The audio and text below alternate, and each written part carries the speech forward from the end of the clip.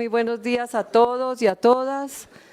Hace unos minutos estábamos en el patio central del Consejo conmemorando el Día Nacional de la Memoria y Solidaridad con las Víctimas, una iniciativa del concejal Quintero que verdaderamente nos tiene que hacer reflexionar el día de hoy sobre qué ha pasado en torno a la política de víctimas una vez fue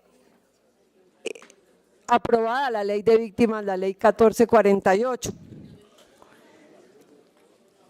Presidente, si por favor solicito que haya silencio y atención, este es un tema importante. Al día de hoy, como lo decía el concejal Quintero hace un rato, prácticamente la población de Bogotá, más de la población de Bogotá, en el país es víctima del conflicto interno armado. Imaginémonos por un momento esta ciudad completa de víctimas que hayan perdido familiares o hayan sido asesinados o secuestrados o desaparecidos o hayan sufrido algún tipo de tortura, abuso. Es un número realmente alarmante y lo más grave, sigue habiendo víctimas. Pero ha sido importante el camino para reconocer que en nuestro país las víctimas existen. 27 años de reconocimiento y consagración de la ley 387 de 1997, que reconoció que en el país había población desplazada como consecuencia del conflicto interno. Millones de personas.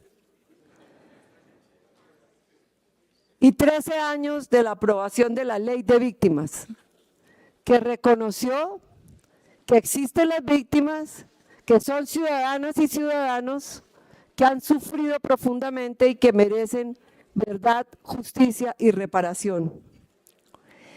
El Estado colombiano y la sociedad en general tienen aún grandes retos y deudas con las víctimas. Y si bien existe una política de víctimas, estamos lejos de alcanzar una articulación suficiente de las entidades nacionales y territoriales para que podamos decir que se ha hecho reparación a las víctimas. Los y las víctimas siguen en su mayoría a la espera de la restitución plena de sus derechos, de la verdad y la justicia. En Bogotá, lamentablemente en el año 2016, se inició una ruta en favor de las víctimas, pero que no vemos que tenga avances significativos hacia una política integral transformadora. Esta perspectiva que tenía una orientación de reparación integral se ha ido perdiendo. Se ha ido perdiendo en el ejercicio burocrático, cotidiano, en la división que se estableció entre la ayuda humanitaria y la reparación, en el contexto de diferentes problemáticas, y por eso considero que es muy importante que demos una mirada a la situación actual que vive en nuestra ciudad la población víctima del conflicto. Vamos a ver un corto video.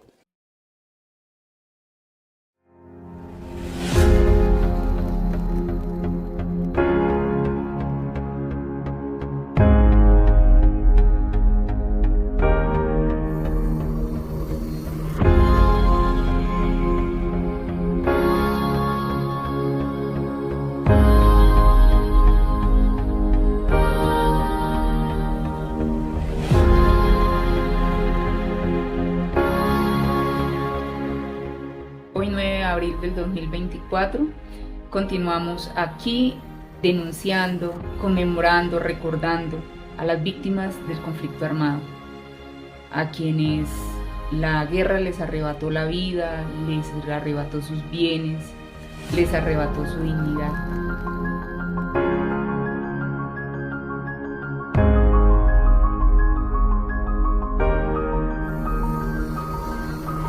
Seguimos acá porque ya cumplimos más de 10 años de la ley 1448, más de 20 años de la sentencia T025 y ya cerca a los 30 años de la ley 387.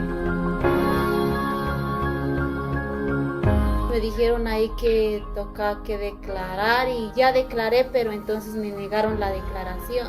Por estos momentos con ir a reciclar y con eso estamos ahí sobreviviendo y necesitamos pues casa, tierra y vivienda para nosotros estar tranquilamente en nuestro hogar y mejor para vivir dignamente. Tenemos unas casas, son del distrito y otras son del banco. La problemática ha sido acá las casas como tal y nos tienen en el abandono porque estas casas como no son de nosotros, las víctimas, venimos como víctima y luego hay personas que han salido desplazadas de las mismas casas. ¿Qué sería lo bueno? De que el alta consejería como tal y la unidad de víctimas ya le pusieran el ojo a Santa Rosa. No es que digan de que no saben, sí, ya saben la problemática. Nos dieran la solución de que si las casas van a ser para nosotros o tenemos que pagar una cuota y estas casas están vivibles, están como para que nos las dejen.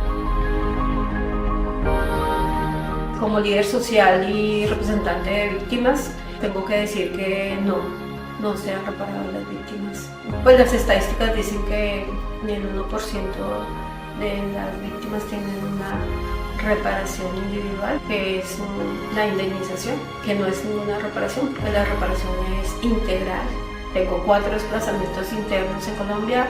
Después de 20 años de tener reconocimiento y de estar debidamente registrada con mis otros desplazamientos, hasta el momento no hemos ni siquiera recibido la indemnización administrativa. Las víctimas no pedimos estar en medio del conflicto armado, las víctimas no pedimos salir de nuestros territorios. Un día como hoy, nuestro llamado al Congreso, a los consejos, a las asambleas, es a que legislen a favor de las víctimas, a que ayuden a crear leyes, políticas que nos permitan realmente acceder a una reparación y sean políticas de Estado, no políticas de gobierno, porque hay en gobiernos en los que se avanza y gobiernos en los que se retrocede. Entonces necesitamos políticas reales que sirvan y que aporten a la reparación integral de las víctimas. A Dios, que el dolor no me sea indiferente, que la reseca muerte no me encuentre, así hay sola sin haber hecho lo suficiente.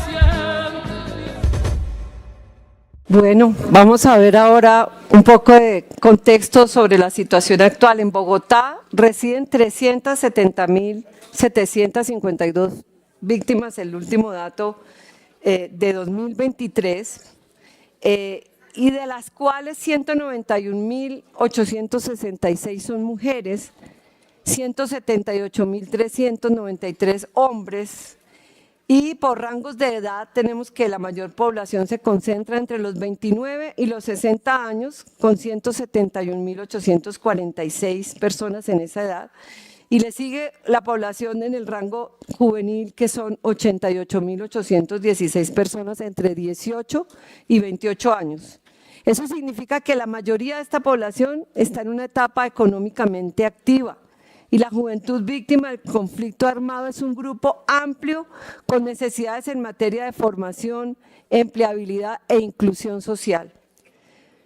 Por pertenencia étnica, la población con mayor presencia en la ciudad es la comunidad afrodescendiente, con un total de 31.728 personas. Por hecho victimizante, según los datos de la UARIF, a 2023 tenemos 338.497 que representan el 91% de las víctimas que han sido desplazadas de sus territorios. O sea, la mayor cantidad de población víctima en Bogotá, el 91% ha sido desplazada de su territorio. Y luego le siguen otros hechos victimizantes, como el homicidio, la amenaza que han vivido en diferentes situaciones. Ahora, ¿cuáles son los lugares que expulsan a quienes llegan mayoritariamente a Bogotá? Hemos encontrado que los departamentos de mayor expulsión han sido el Chocó, el Valle del Cauca, Arauca y Nariño. Eso en realidad no ha tenido una mejora en los últimos años. Por género son desplazadas más mujeres que hombres, aunque existe, digamos, una aproximación en el número de victimización entre hombres y mujeres. Tenemos también una población indígena bastante amplia en la ciudad de Bogotá y también hemos encontrado que, según los datos que nos ha suministrado la Unidad de Atención y Reparación a Víctimas, tan solo el 7,8% de los hogares víctimas en Bogotá habitan en una vivienda propia.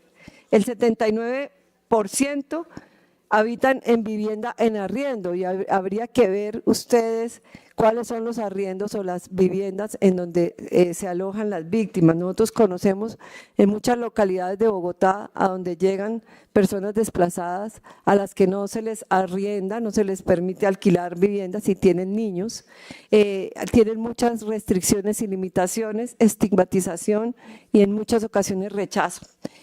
El 12,4% de los hogares habitan una vivienda con otro tipo de ocupación diferente a propia o arrendamiento. Ustedes vieron el caso acá de Santa Rosa. Santa Rosa es un lugar en donde se construyeron unas viviendas que iban a ser vendidas y tuvieron riesgos de remoción en masa, fueron catalogadas como viviendas en riesgo. Estas viviendas en gran medida fueron tomadas por personas desplazadas por el conflicto y otras también por personas que hacían parte de grupos armados que se desmovilizaron, y allí vive una población que ha estado inmersa en el conflicto y se ha ido asentando allí, pero sobre esto no hay una política clara, no hay una solución, no hay claridad sobre qué va a pasar, como lo planteaba una de las víctimas allí. La vivienda es uno de los factores de reparación a las víctimas en el caso del desplazamiento forzado. Así lo dice la Corte Constitucional, así lo dicen los fallos de la Corte, así lo dice la Ley 387. Sin embargo, la vivienda ha sido rezagada en realidad en soluciones concretas para la población víctima. Si revisamos ahora la vivienda y generación de ingresos por género, ¿qué encontramos?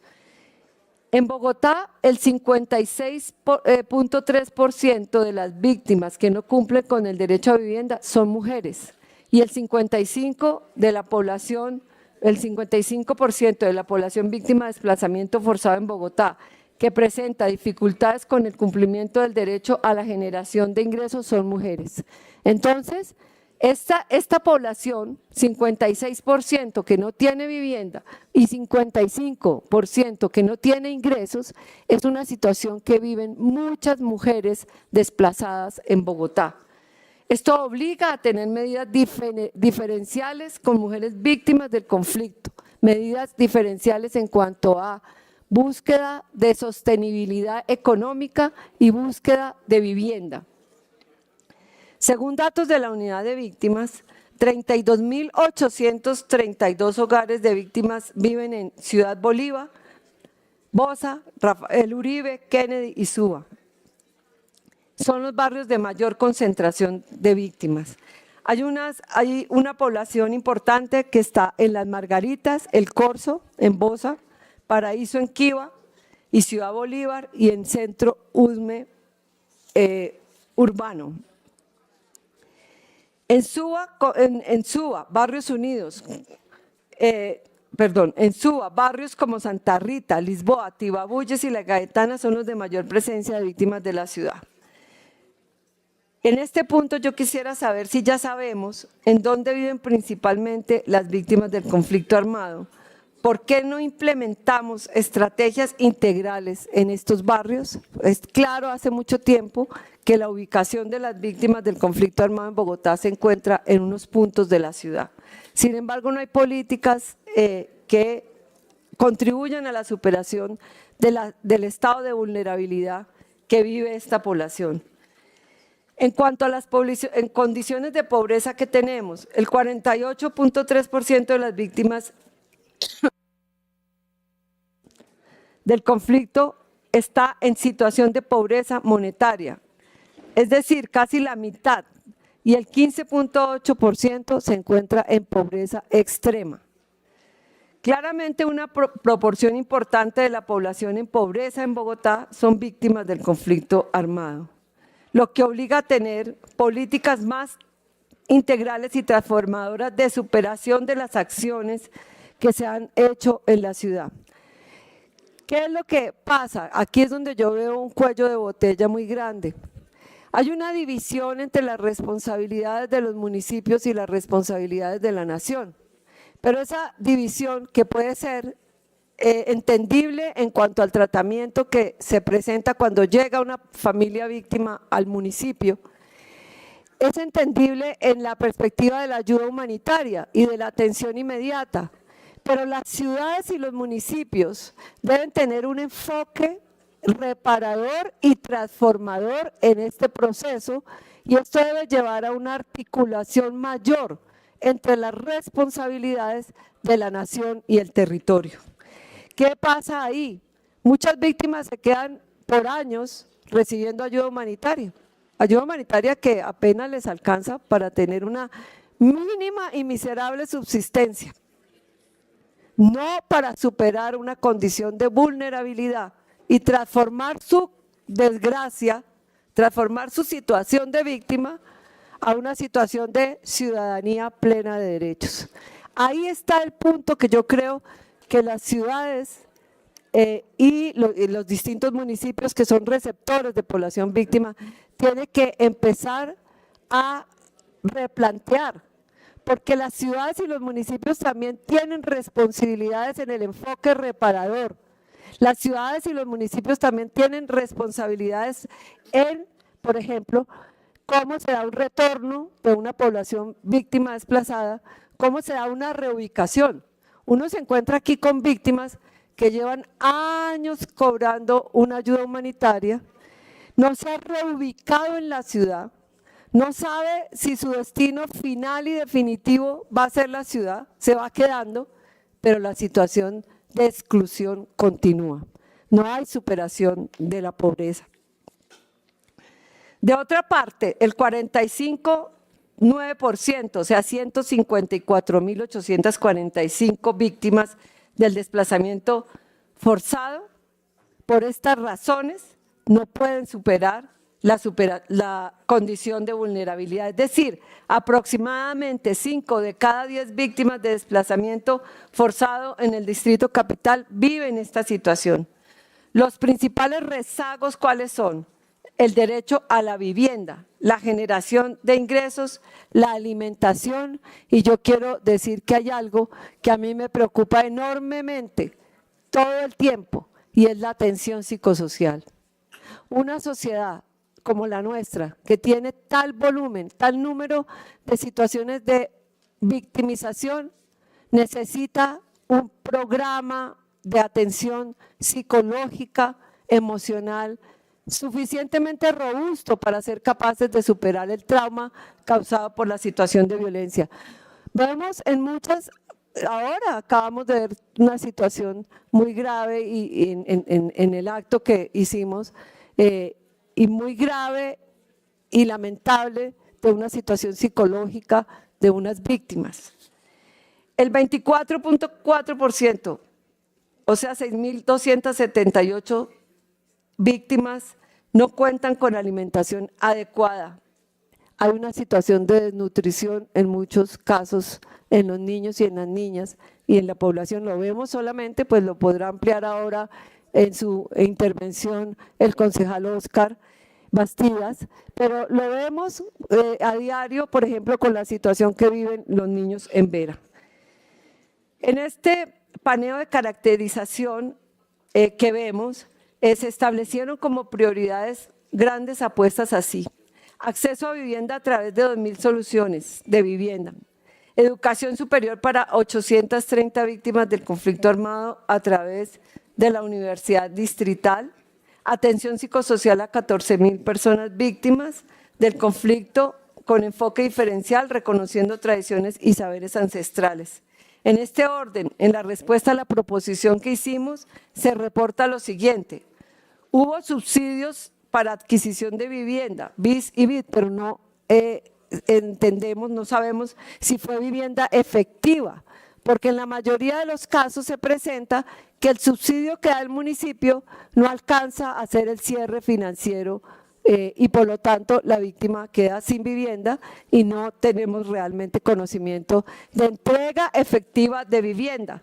3.610 fueron beneficiados con educación superior, 236 beneficiados por estrategias de la Secretaría de Educación y la Agencia Atenea y 15.639 con atención psicosocial. Esa es, digamos, el balance que nos ha entregado la administración sobre lo que se vivió en el cuatrenio anterior. Sobre esto llama la atención que estas metas se cumplieron por encima de lo planeado. Cuando miramos y revisamos qué fue lo planeado, en realidad las metas estaban demasiado bajas y comparativamente los resultados fueron logrados, pero con una planeación por debajo de las expectativas. En este punto, llamo la atención, ustedes pueden ver en los cuadros que se están presentando, sobre los impactos de las medidas y en este sentido valorar qué tanto estamos contribuyendo a reparar e incluir social y económicamente a las víctimas del conflicto en Bogotá. Las metas del plan de acción que termina son realmente precarias. Veamos.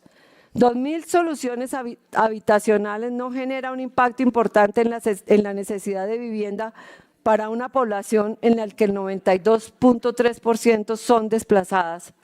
3.610 beneficiarios de educación superior representa tan solo el 4% de la población entre los 18 y los 28 años. Y tan solo se está atendiendo el 3.8% de las víctimas del conflicto que residen en Bogotá con atención psicosocial. 3.8% en atención psicosocial. Ahora miremos empleabilidad y emprendimiento. En materia de empleabilidad y emprendimiento, los resultados son de bajo impacto. En este orden me permito recordar la recomendación que la Comisión Accidental de Víctimas hizo en el año 2020 en el Consejo de Bogotá. Cuando una vez se presentó el plan de desarrollo, señalamos que en materia de emprendimientos productivos y empleabilidad para las víctimas no se identifican acciones afirmativas o específicas para esta población. De otra parte, la Alta Consejería reporta en su informe de acciones del PAT, caracterizados 29.676 personas, remitidas 36.632, contacto efectivo, datos a quienes efectivamente les llega la información por mensaje de texto o personalmente 104.623 y un seguimiento a 6.410. En este orden, de los 260.662 personas víctimas entre 18 y 68 años, ¿cuántas tienen empleo o cuántas son emprendedoras? ¿Cuál es el impacto de estas medidas? Si ustedes pueden ver, de acuerdo a los informes que nos ha dado la administración, comparativamente con el número de personas económicamente activas, en realidad el impacto es absolutamente bajo. Por su parte, la unidad de víctimas nos informa que actualmente en el distrito hay 11 sujetos de reparación colectiva, de los cuales 2 son étnicos, y que a 2023 se han dado 57.598 acompañamientos individuales en la ruta de retorno y reubicación. Por su parte, la Alta Consejería responde que el éxito de estos retornos depende exclusivamente de la unidad de víctimas y del territorio receptor. Esto es una afirmación que nos preocupa. El Distrito Capital en décadas atrás avanzó en la implementación de subsidios de vivienda en territorio en el marco de los principios de complementariedad, concurrencia y claramente se notaba voluntad política. En los retornos y las reubicaciones debe concurrir también el municipio. En los retornos y reubicaciones se puede hacer un acuerdo entre la nación y el municipio para que quienes retornan puedan tener acceso y posibilidad de vivienda en el territorio del que fueron desplazados. Eso ya lo vivimos como una experiencia, lo vivimos cuando yo estuve en la alta consejería en Bogotá, vivimos la experiencia con uno de los retornos en Vera, en donde tanto Bogotá puso recursos para vivienda como la nación y se complementaban los recursos de manera que pudiera garantizarse que las personas podían tener un lugar donde vivir. ¿Cuál ha sido el impacto de los retornos que se han hecho en los últimos años? La pregunta es ¿cuál ha sido la política de integralidad para que haya retorno y reubicación en la ciudad? De forma reiterada hemos denunciado la situación del pueblo en Vera, en Bogotá. E incluso desde el gobierno de Bogotá Humana tuvimos esta gran preocupación, dado que por situaciones del conflicto a la ciudad llegan permanentemente población desplazada de Risaralda y del Chocó. Durante los años anteriores denunciamos críticas situaciones que se han estado viviendo. Sin embargo, hoy quisiéramos tener un balance. En estos días escuchaba en noticias que un fallo de un juez otorga un número de hectáreas, creo que son 14.000 hectáreas a la población en Vera.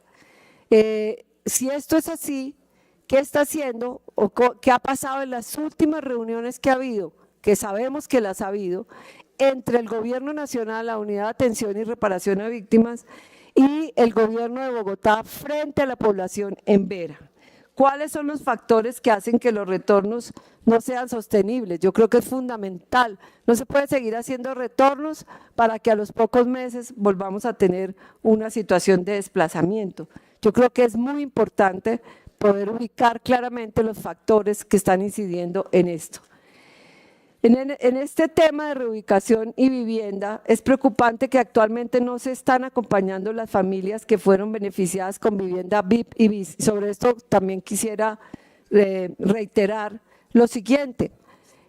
Hubo viviendas y un número importante de viviendas que fueron entregadas en el periodo de gobierno Juan Manuel Santos, alcaldía de Gustavo Petro. Hubo viviendas en Bosa, hubo viviendas en Usme, hubo viviendas en Ciudad Bolívar, hubo viviendas en Suba, hubo viviendas en Kennedy, hubo viviendas aquí en Plaza de la Hoja. Sin embargo, ¿cuál ha sido el seguimiento que se le da a estas viviendas? ¿Cómo han sido acompañadas las familias víctimas que tuvieron acceso a estas viviendas? Tenemos grandes críticas y también informaciones de las propias víctimas sobre el deterioro de sus viviendas, el deterioro de su calidad de vida. En el caso, por ejemplo, de La Victoria, de San Victorino, las viviendas que se construyeron allí, hay también denuncias sobre que estas viviendas no fueron entregadas realmente a las víctimas. Entonces, creo que es un tema por el cual, presidente, deberíamos hacer un debate específico sobre la situación de vivienda para víctimas en la ciudad.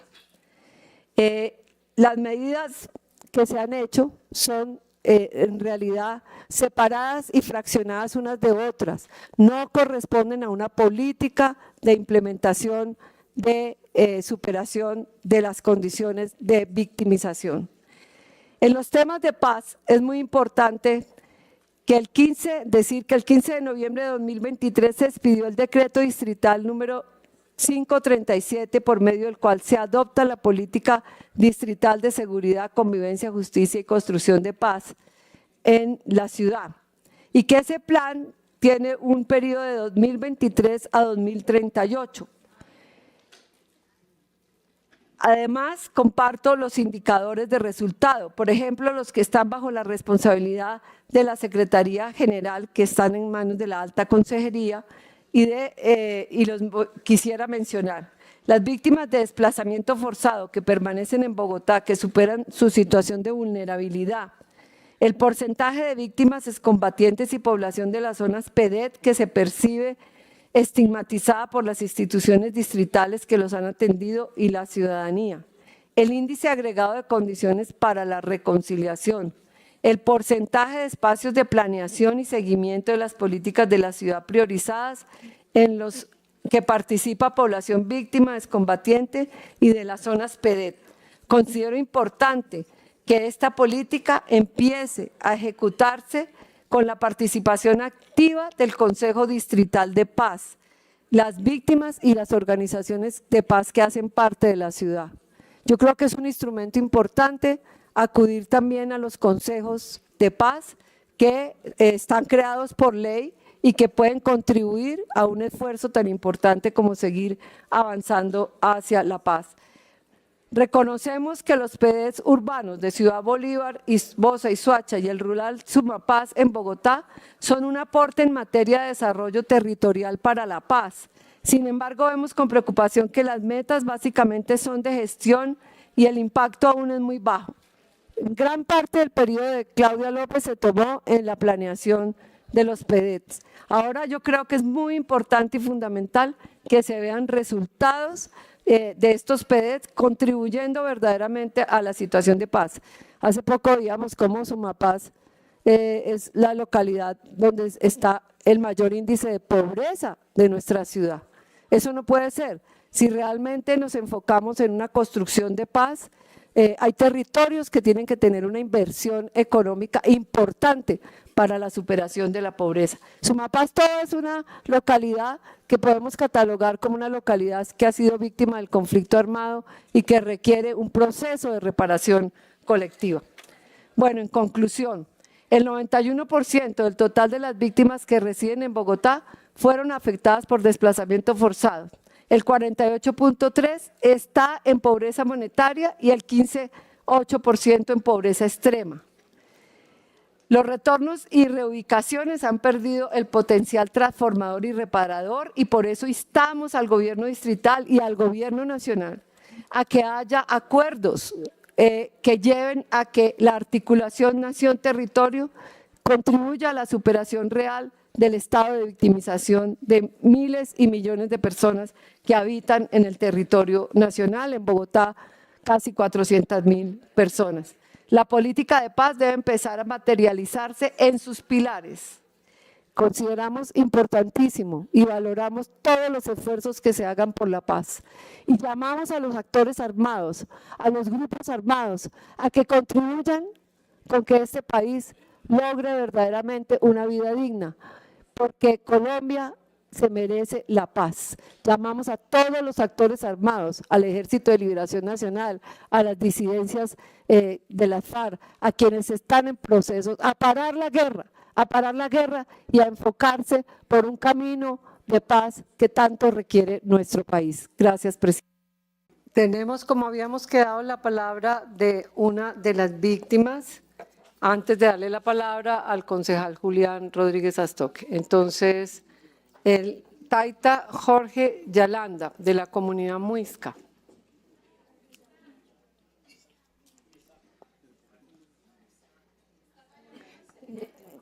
Tres minutos, Taita, por favor.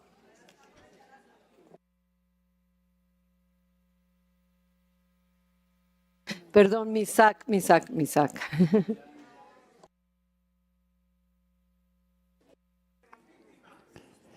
Mayelan namisak marike velan y pulua velan guanguacha paychinra. Un cordial saludo a los honorables concejales, igualmente para Secretaría de Gobierno. Mi nombre es Jorge Elías Yalanda Calambás, hago parte de los pueblos originarios Misak.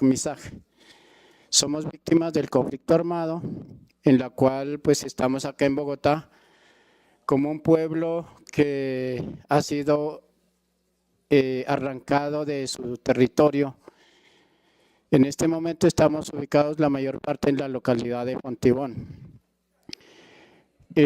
Como pueblos originarios, pues estamos acá en una situación bastante complicada dentro de este conflicto interno nacional.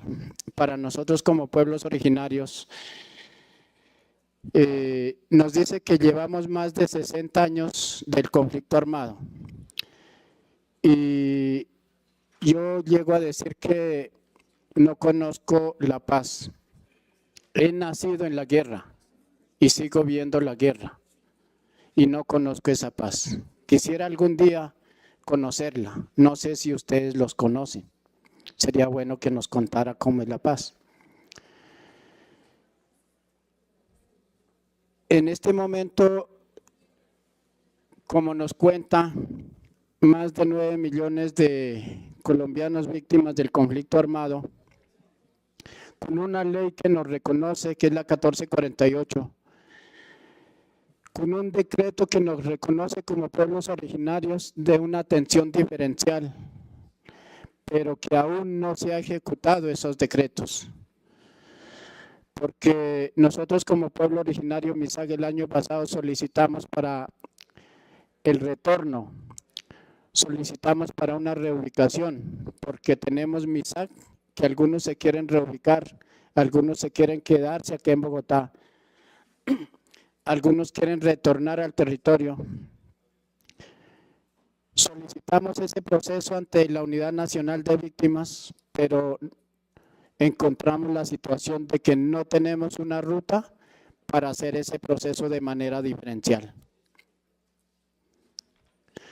El otro problema que encontramos es que como pueblo originario organizado acá en Bogotá, como cabildos, autoridades ancestrales, no tenemos ese reconocimiento ante el Ministerio del Interior. Y por esa situación, esas dos situaciones, nos ha hecho de que sea una barrera de acero para nosotros poder acceder al derecho que tenemos como pueblos originarios. La ley 1448 ha tenido una vigencia de 10 años, que ya se acabó. Y sigue otra vigencia de otros 10 años, que ya lleva 3 años. Y aún no vemos ese proceso de dignificación de las víctimas. No sé si es que no hay voluntad política de las instituciones, de nuestros padres de la patria. No sé, esa promesa que nos hicieron en las campañas, no sabemos qué pasa. Si es que son las normas constitucionales que no dejan de realizar ese proceso de dignificación a las víctimas, o es la voluntad política que tenemos cada uno de nosotros. Las ayudas humanitarias.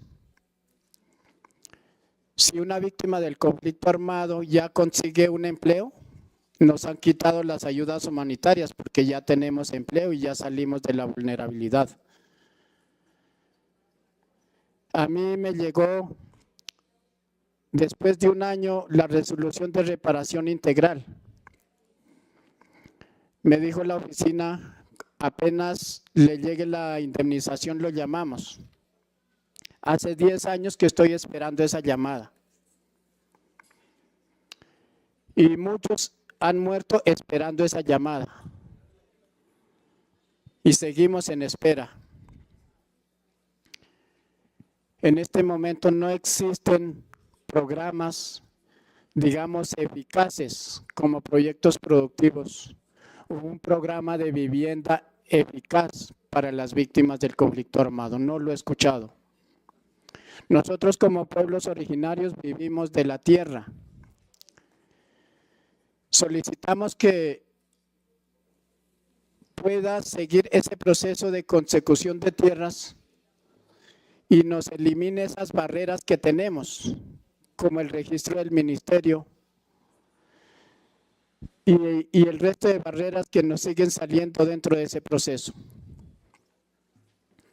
Porque, como le dije hace rato, la ley ya lleva 3 años ya la segunda vigencia Y en el momento que la ley se acabe, no sé qué pueda pasar. Nos dirán, se acabó la ley, ya no hay. Taita Jorge tenía 3 minutos, va a 5 minutos 39 segundos, hasta 30 segundos para que culmine su intervención. Muchísimas gracias. Quiero pedir y exigir a todas las instituciones del Estado y ejercer mi derecho de que este proceso de indemnización integral colectiva se dé dentro de todos los pueblos originarios y que podamos. Vamos a dar la palabra a 2 víctimas, 3 minutos cada una, y le damos paso a la intervención del concejal Óscar Bastidas. Entonces, la señora Quiñones.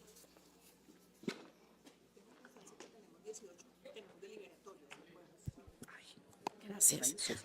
Buenos días para todos los concejalas que están atendiendo el llamado de las víctimas del conflicto armado. Muchas gracias. Un saludo muy cordial para todos. Y les quería hablar sobre el paso de donde nosotros los desplazados por el territorio nacional, de que no ha sido tomado en cuenta considerando la forma en que nosotros hemos sido sacados de nuestros territorios y que realmente pues es muy duro y uno no quisiera recordar por todas las cosas que uno tiene que pasar por salir de nuestras tierras y en la forma en que nos toca salir, dejando nuestras comunidades, nuestras casas, nuestras familias y tener que llegar acá a recibir humillaciones e ignorancia de parte de todos, porque no hemos sido ni reparados ni nos tienen en consideración respecto a nuestros hijos, a nuestras familias. Y me duele también saber de que no ha sido llamada la localidad Cuarta San Cristóbal, donde yo sé, como líder social que soy, que hay un grupo muy grande de desplazados en esa localidad. Y no escucho que lo nombran. Y eso me duele y me hace sentir mal, porque los que están acondicionados para ir y hacer el llamado a las víctimas y priorizarla no lo hacen, solamente identifican unos cuantos y se van. Y yo como líder social que ando por toda la localidad Cuarta de San Cristóbal, y no solamente ahí, porque yo tengo muchos conocidos, no solamente en San Cristóbal, sino en Bosa, Usme, hasta Suacha, y la mayor concentración de desplazamiento está en la localidad Cuarta, donde hay la mayor cantidad de víctimas y no hacen las cosas bien, solamente identifican a unos pocos. Entonces me duele mucho saber de que no sea anotada la localidad Cuarta de San Cristóbal. Yo vivo en la localidad Cuarta San Cristóbal, en una urbanización llamada Santa Rosa, donde está asentada más de 1000 familias en condición de vulnerabilidad. Hay muchas personas desplazadas, madres cabezas de familia con demasiados niños, hay muchas personas enfermas de mucha edad y estamos en unas casas habitables, pero no tenemos la garantía de que esos predios sean nuestros. Allá ha estado el IDEAR haciendo mitigación, han puesto pilotes, porque al principio pues eso era una zona de mucho riesgo, pero se han dado cuenta que el transcurso de los años, y eso fuera de tanto riesgo como se dice, ya nos hubieran retirado de ahí, ya las casas se hubieran caído y las casas están firmes y habitables. Entonces yo quiero que tengan en consideración 30 segunditos, por favor, para terminar. Que puedan hacer de que todos los entes puedan darnos los papeles para nosotros poder hacernos propios de esos predios. 5 minutos de nuestros territorios. También quería hablar sobre la salud, sobre los desplazados que a nosotros deberían tenernos como prioridad y que nos atendieran por parte de las cartas de desplazamiento, no por parte del CISBEN, porque el CISBEN a todos los desplazados nos han puesto con un CISBEN muy... Gracias. Ahora llamo a la señora Carmenza López y...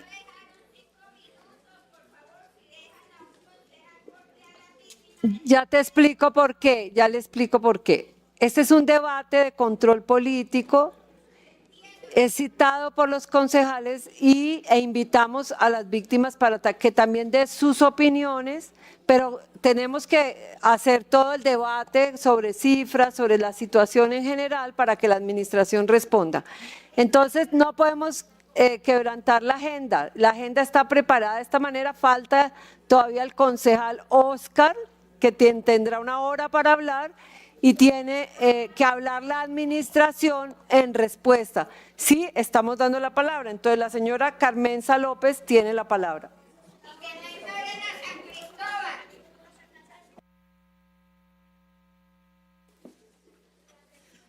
Muy buenas tardes, ya creo.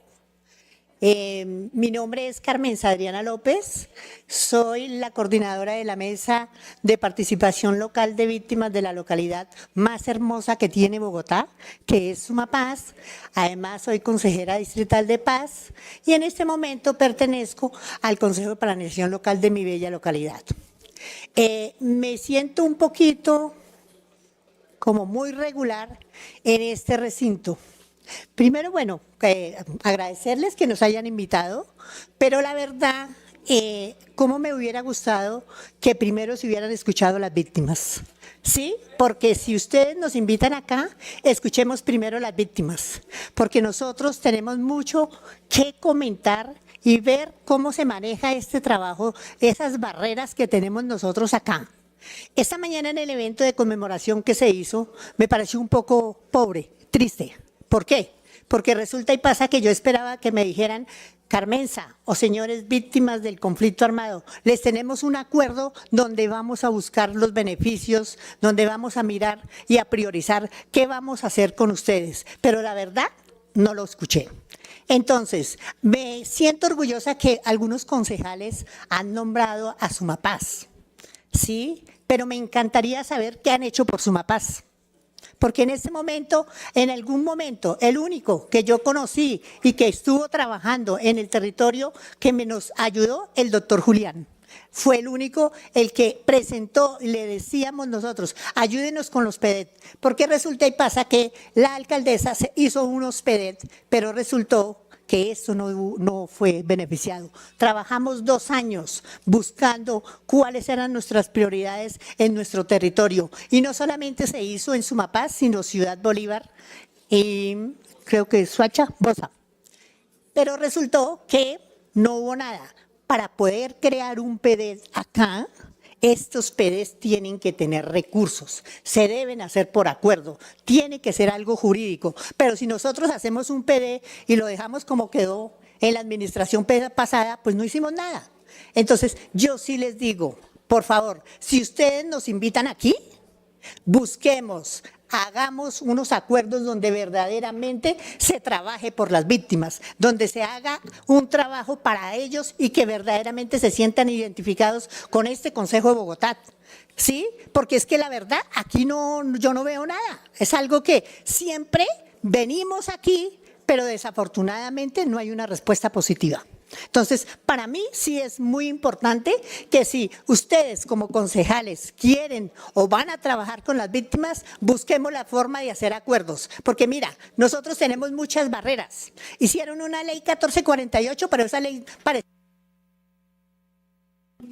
30 segundos para terminar, por favor. Esa ley la hicieron solamente para el gobierno, no para las comunidades, no para las víctimas, porque nos pusieron muchas barreras. Tenemos muchas limitaciones y no podemos hacer un trabajo como debería ser.